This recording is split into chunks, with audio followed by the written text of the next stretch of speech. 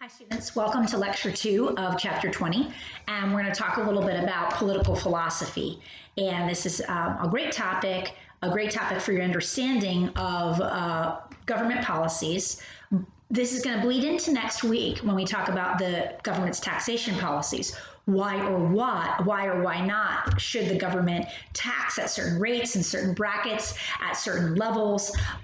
These are philosophical questions as well as economic questions. And so right now, we're going to talk about some of the prevailing philosophies that drive decision-making as far as what should we do or not do about poverty and income inequality in the United States. So we're going to start out talking about the first of the political philosophies, and it's called utilitarianism. Okay, utilitarianism.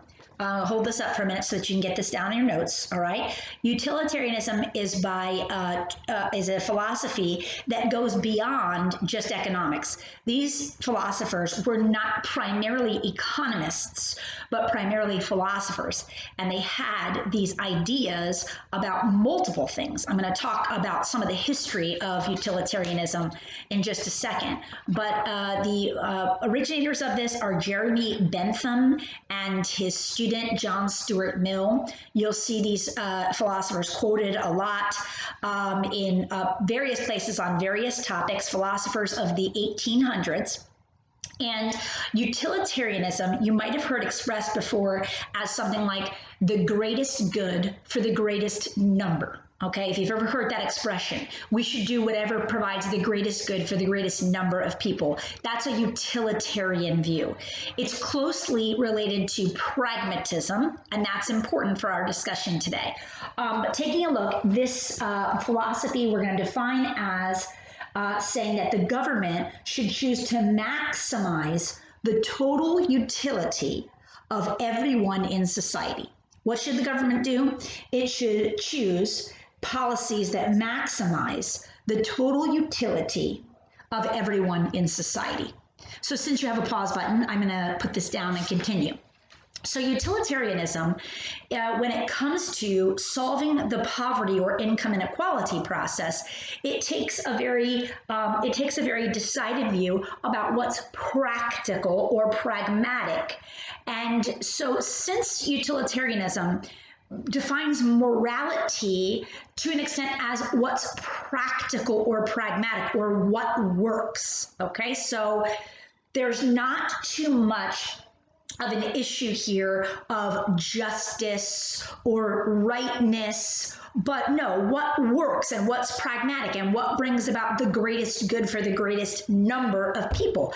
And so the utilitarians, they take a view of how income equality or poverty should be handled by applying practical solutions. Now, Bentham and Mill were influential in the 1800s public health movement, right? Following Edwin Chadwick and the ideas that, you should install sewage because that's the greatest good for the greatest number of people, right? Drawing sewage away doesn't matter if it cost the society something, it's good for the entire society, and so it should be done, right? You can understand this philosophy. I don't think it's a great life philosophy, but that's for a philosophy class, okay? But let's talk about what it means economically. So in utilitarianism, the idea is we want to maximize, okay, the best for as many people as possible. We want to give to the society a more equal distribution of income if possible, because the greatest good for the greatest number of people. So to a utilitarian, the way that you arrive at this is not primarily to talk about property rights or not primarily to talk about some concept of social justice or equalization, but to talk about, well, what would be best for the greatest amount of people. And to Bentham and Mill, what would be best is if some of the income from the higher ups is redistributed to the people further down in the quintiles. Now, why is that? The why is important, okay? The why is because they'll have a better life and a greater number of people will be given more parts of the income. Now, they rely, Bentham and Mill, on the idea of diminishing marginal utility. Diminishing marginal utility is a great concept. We talked a little bit about it last week in the labor market, that idea that one more of something brings about less of a result. So diminishing marginal utility or diminishing marginal returns, think of it this way, okay? If you were to go into a developing country in West Africa, okay, and you were to locate a business that had been operating completely on paper, for all its record keeping, for all its inventory, and you were to give them a computer. Well, the impact on that business, okay, is going to be super great. It's going to move that business forward by leaps and bounds, because everything that they had to do the old, slow way can now be maximized, sped up.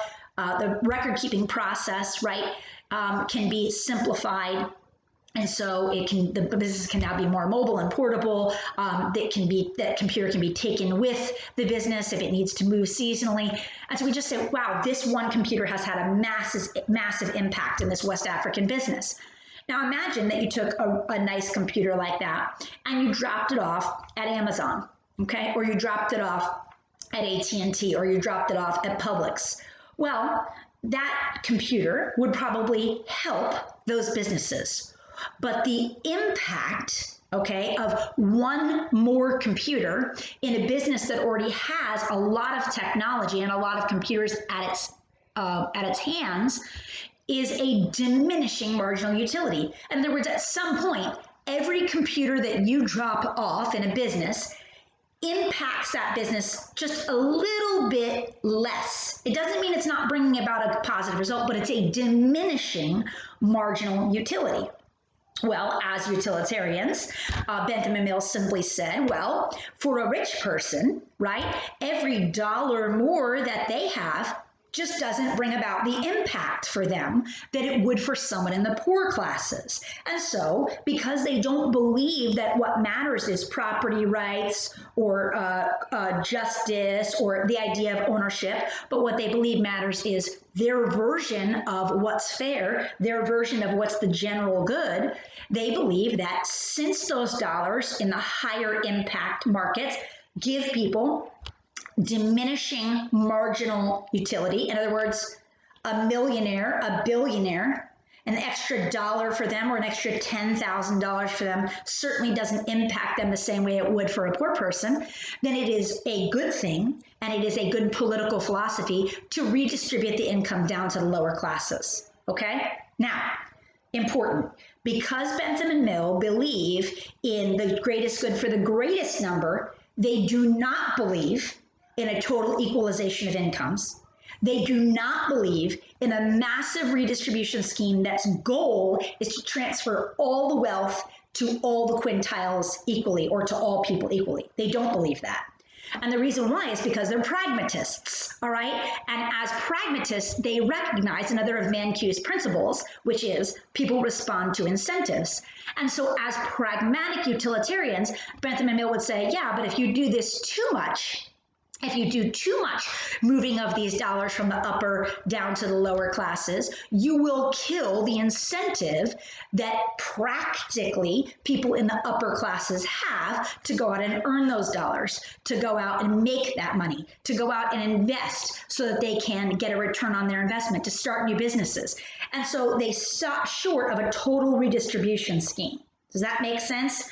And so they say, we're going to redistribute this in a utilitarian way to the point of utility, meaning happiness for the greatest number of people. And if you believe in utilitarianism, you are going to, at the end of the day, believe that it is okay to redistribute income as far as it brings about a more general good for society. Okay, our next political philosophy that we're going to take a look at is liberalism. Now, this liberalism is not classical liberalism, okay? This author, John Rawls, who wrote his book, A Theory of Justice, came out in the 1970s. So this is a modern liberalism, as you would think about it when someone is called a liberal, both economically and socially, okay? So John Rawls is a modern day liberal, not a classical liberal. And and his work, The Theories of Justice, points out this idea, okay? That, I'm going to read this to you so that you can get it down.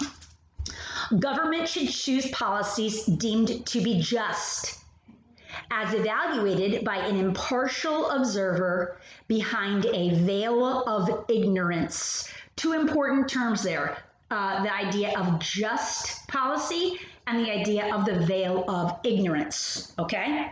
And so that's what a liberal believes. So when a liberal looks at the situation of income inequality, they operate from a position of justice. And in this case, we could properly call this social justice. When you hear people talking about, oh, I fight for social justice, they might very well be making the points of John Rawls, okay? And John Rawls is saying there's a justice out there, there's a morality out there, and that justice, that morality, to his mind, is achieved by a far more equitable distribution of money. He operates on the principle that social justice says that people should make more nearly incomes close to each other than widely divided. Okay, our next political philosophy is going to dispute that at the very basis. But right now, I just want to look at what a liberal thinks. Okay, and they think that, duh, everyone should make an equal amount of money if possible. They recognize it's not possible, but that would be their desire, because in their mind, that is justice. It is justice for there not to be gaps in income. Okay, in a perfect world, and they'd like to get as close to that perfect world in the real world as possible, people would make the same amount of money. All right, and income would be equally distributed.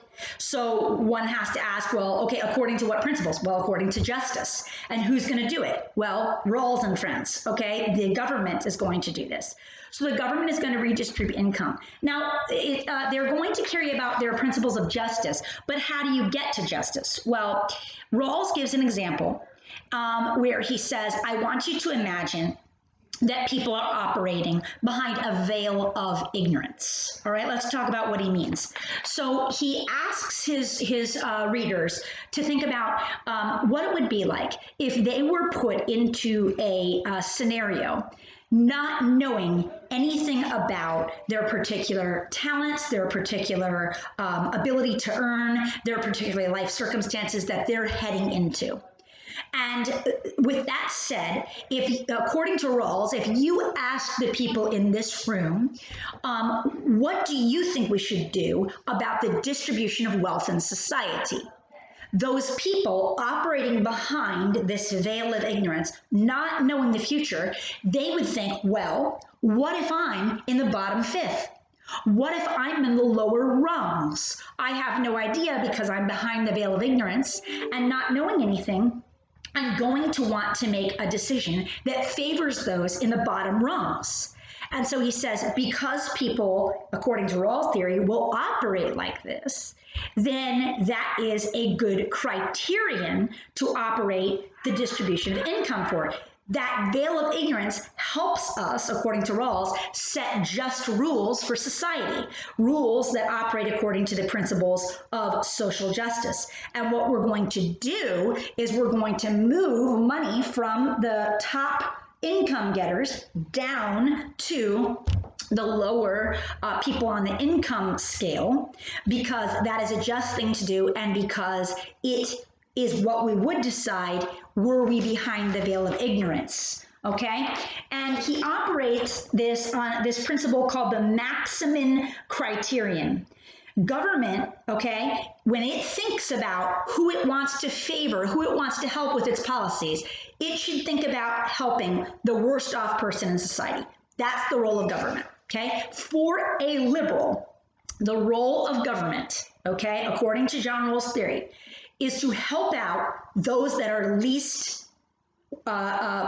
prepared, those that are least income earners, those that are the most downtrodden. That's the goal of government. Now, some people don't believe that's the goal of government, but that's what Rawls believes. And so because he believes that that's the role of government and the proper role of government, then who better to redistribute the income to more equality than government itself? And so, whereas the pragmatists, the utilitarians, don't believe that they're going to get close to an equal distribution of wealth, and my friends, they don't believe you should, because they do recognize the pragmatic implication of incentive. Rawls says, no, the total goal should be for redistribution of wealth to the lowest in society, getting that gap. Remember that gap where we talked about that the top quintile is taking 46.7% of the income and the lowest is only taking 4.1%. Well, you just take this share of the income and you just push it down there. And you do this through forms of social insurance. Social insurance as far as people's housing, people's money, people's health care, people's child care, people's job training. This is all a social network, social insurance that provides redistribution of wealth. Okay, it has to take the money from somewhere. The money isn't just made by a fairy. It takes the money from people who are the haves and delivers it to the have-nots. And this is all based, according to Rawls, on principles of social justice and the maximum criterion, which is helping out that worst off person in society. That's how you develop your governmental principles, and that is right and good to do. Okay, for the last of our philosophies, we're going to talk about libertarianism. Now, libertarians also have other political philosophies. We're going to focus on the libertarian view of economics. Some conservatives hold to a libertarian view of markets, but don't consider themselves to be libertarians in the social things, such as the abortion issue, drug legalization, things like that. Libertarian tends to believe that the government should be as laissez-faire as possible and keep their hands off. Thomas Sowell is an obvious libertarian, and you can tell because he talked about that. Remember, I told you in the last video how he has a problem with the very idea of income distribution. We saw that in the chapter 16 questions that I think we just did, or 9, I can't remember which one it was, where he talked about income distribution. Even the term itself is a fallacy. Why does he think that?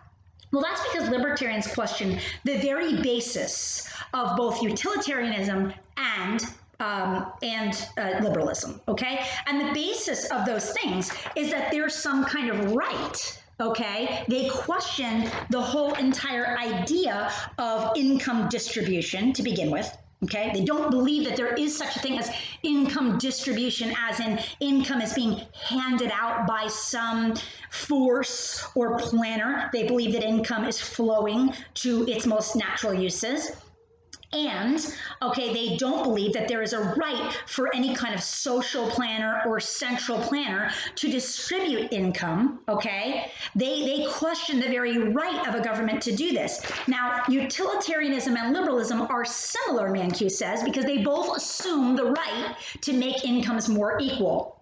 Whereas a libertarian says, you have no right to attempt to make incomes more equal. You can look at government policies, and you can look at marketplaces, and you can look at economic freedom, and you can try to open up that freedom in order for people to raise themselves and raise themselves in an income bracket, but you cannot simply just redistribute wealth from one part of the society to another. And so a libertarian questions the very basis of this, okay? So government, get this down, please. According to libertarianism, government should punish crimes and enforce voluntary agreements, but not redistribute income. So does a libertarian believe that there's no role for government? No, they don't believe that. They believe that government is there to enforce justice in the terms of the law to protect property rights, not social justice, okay, but criminal justice, and also that the government is there to enforce contracts, so that in business,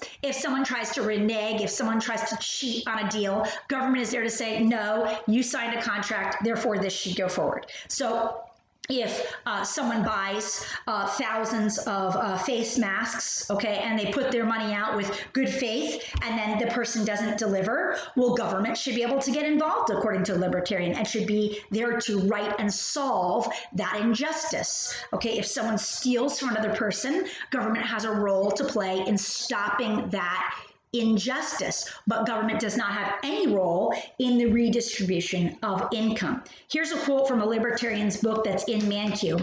It says, "What each person gets, he gets from others who give to him in exchange for something, or as a gift. In a free society, diverse persons control different resources, and new holdings arise out of the voluntary exchanges and actions of persons." So he says there is no distribution of income. People have resources, right? Everybody is involved. All households are involved in the factor market. They have labor, they have land, they have capital. Okay, and they go out into the marketplace and barter and trade with voluntary exchange.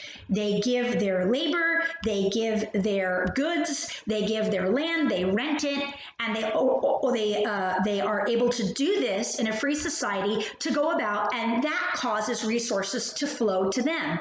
You know, a quick example, when I went to college in Clearwater, and so kind of the Saturday thing to do was to go down to Clearwater Beach with your friends. But one thing that was very rough about Clearwater, especially at that point, is that there wasn't a lot of public parking. And so the parking would fill up very, very early in the day. And the parking was also quite expensive. So if you did not get there first off in the morning, you'd just be driving around downtown Clearwater, hoping for a space to open up so that you could get to the beach. And so what people would do down in Pinellas County, and I don't know if there's been some ordinances since then that don't allow this. Sometimes you'll see this if you go to a sporting event. But what people would do is they would have these properties, little old, lower middle class Florida homes down by Clearwater Beach. Probably it was a really middle class because the property value is down there, but they didn't look like anything special, kind of a lot with some Florida crabgrass out front and a, palm tree and a shell driveway.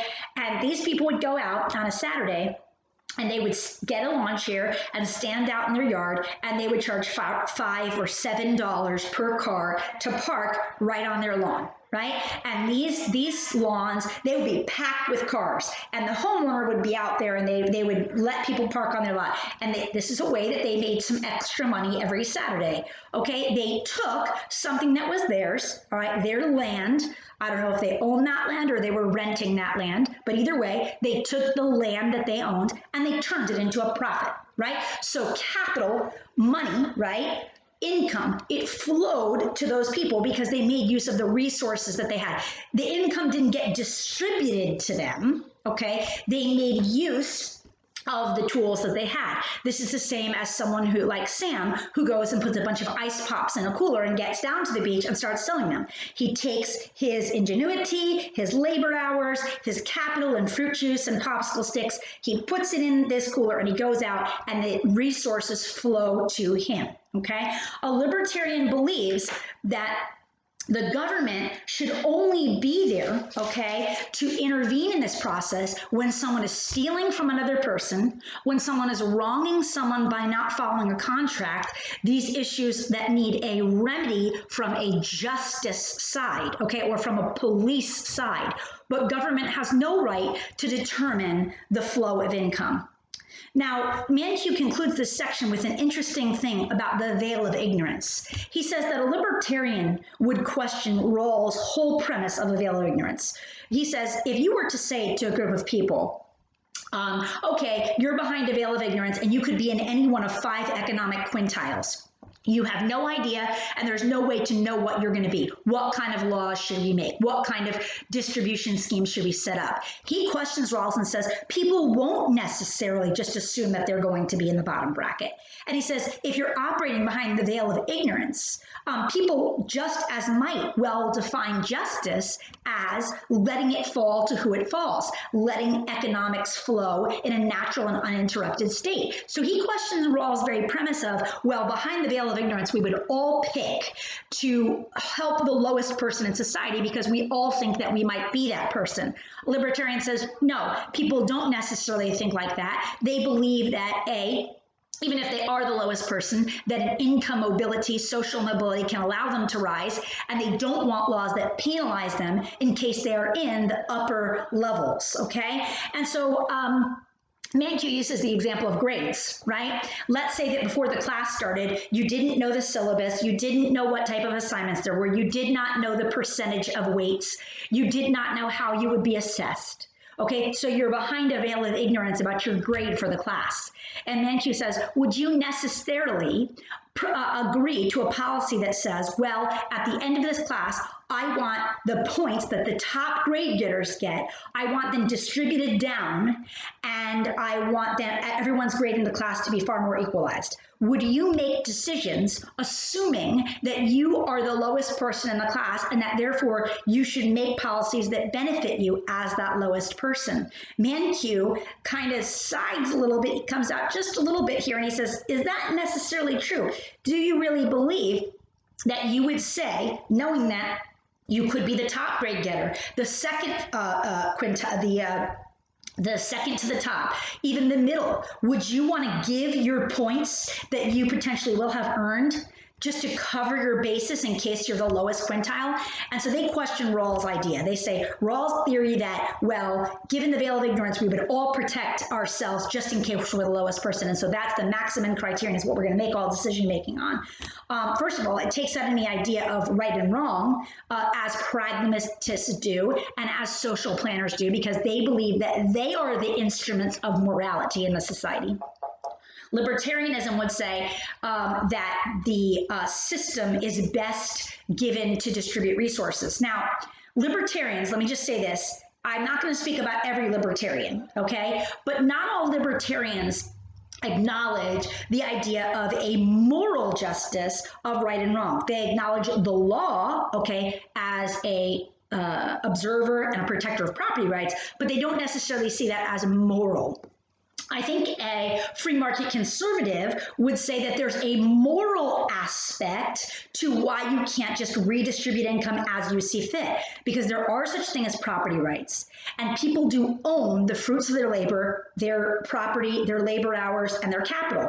And so just say, well, I think you have too much of this, or I don't think you're going to enjoy this as much as a poor person would because of diminishing marginal utility, or I think my view of justice allows me to reach inside your wallet and take it and redistribute it. A free market conservative would say that there is an actual moral wrong, and they would call it stealing. There's a book, a famous book that a Frenchman, Frederick Bastiat, wrote.